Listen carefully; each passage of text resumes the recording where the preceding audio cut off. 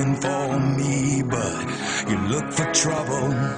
You're gonna see that your words are dangerous. Your talk is cheap. You see me standing here, now I'm standing here. Don't question my heart. Don't question the fire that burns inside. Hi, my name is Dr. Muzykom of BioWare. I'm CEO and co-founder. I'm Group General Manager of the BioWare Group and Senior Vice President in Electronic Arts. And I'm here showing Dragon Age 2 right here at Gamescom in Cologne, Germany. And you're watching Gamona.de, and we make you play. Ray Muzykom is the co-founder and CEO of BioWare, and we're going to talk about Dragon Age 2. The story of Dragon Age 2 is set to take place over a time period of 10 years. How will this work out in a video game? Well, one of the points of innovation that we're really excited about in Dragon Age 2 is the concept of the frame narrative, how we're delivering the story. So you have a really cool character, Hawk is the protagonist you play as during the course of the game, and part of the game experience is from the first-person narrative perspective, where you're playing as Hawk, and in these moments in time, sort of these episodes where he has a major impact on how the world unfolds and how the events of Dragon Age as a world, how they progress. And then other points of time are sort of like the perspective of other characters in the world, kind of commenting on what their observations are, either prospectively or retrospectively, saying, I remember this moment where he did this or she did this, in terms of how that worked.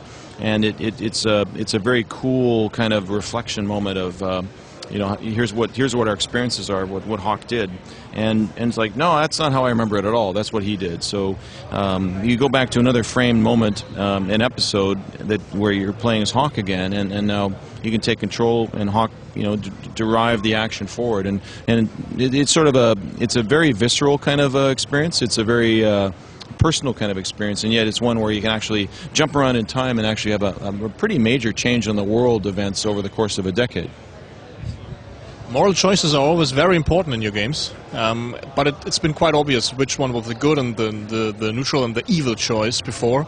You have a new system called let me quote, the new dialogue wheel in Dragon Age 2. Will this change the obvious thing?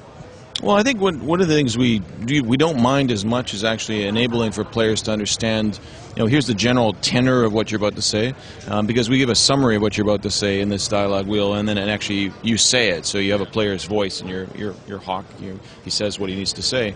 So it isn't a bad thing if they have a good idea what they're about to do. But on the other hand, we want that to surprise and delight them still. So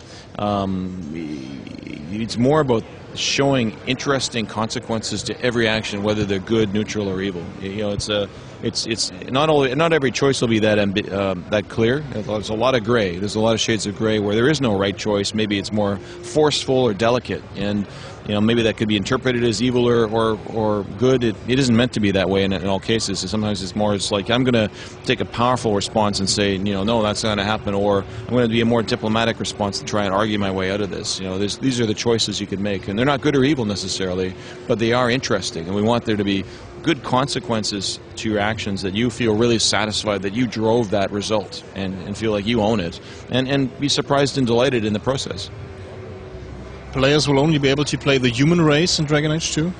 Why did you make that choice? Well, you have companion characters that join you, as they did in Dragon Age Origins and other BioWare games, and these characters will have a variety of different backgrounds, and then you're going to get a lot of diversity in that part of the experience. But for the main character, the Hawk, the protagonist you play as for the bulk of the game, along with your companion characters, Hawk is a human character, so he has a preformed identity, and he has a voice, and it's all pre-recorded voiceover dialogue, so he's got to be consistent with that. So that's the main part of the reason.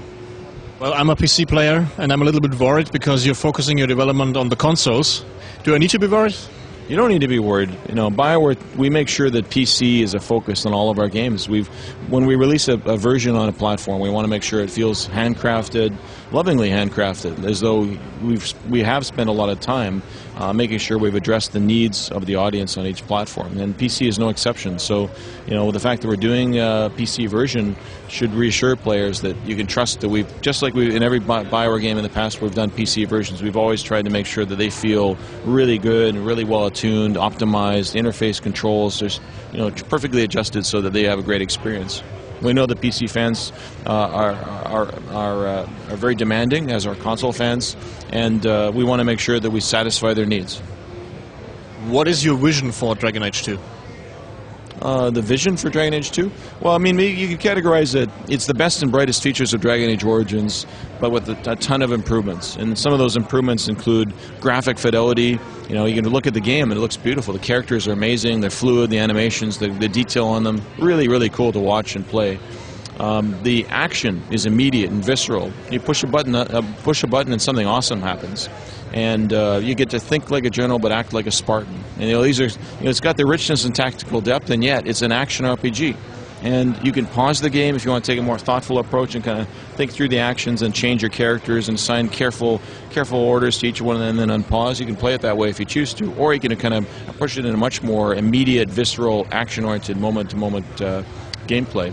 And another area of innovation is around the framed narrative I mentioned earlier, where you're really showing these moments in time and showing how Hawk has a big impact on how the world events unfold and change over time. But we haven't lost any of the things that fans love about Dragon Age Origins: the tactics, the depth, the story, the richness of the world, the freedom to explore. These are all things that we know they enjoyed, and we're bringing them back in spades in Dragon Age 2. When I compare Mass Effect 1 to Mass Effect 2, it's more action-packed. Is this a change you made with Dragon Age 2 as well?